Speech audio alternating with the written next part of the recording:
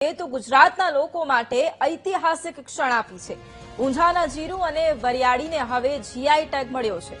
હવે આખી દુનિયામાં ઊંઝાના જીરુને આગવી ઓળખ મળશે। હવે નકલી માલના વેચાણ ઉપર પણ લગામ લાગશે।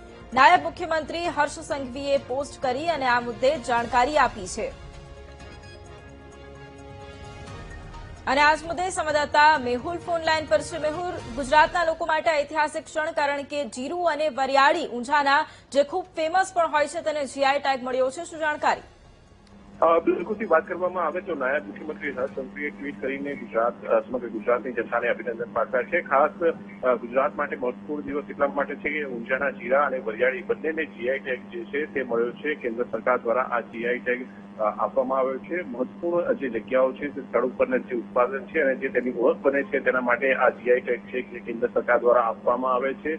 આજે ગુજરાત અને ખાસ ઉત્તર ગુજરાત માટે ખૂબ જ મહત્વપૂર્ણ દિવસ છે। જીરા અને વરિયાળી બંને જે છે તેને જીઆઈ ટેગ આપવામાં આવ્યું છે અને નાયબ મુખ્યમંત્રીએ આ બાબતે પોતાના સોશિયલ મીડિયા પ્લેટફોર્મ ઉપર પોસ્ટ પણ કરી છે। જી બિલકુલ, આભાર મેહુલ તમામ જાણકારી માટે।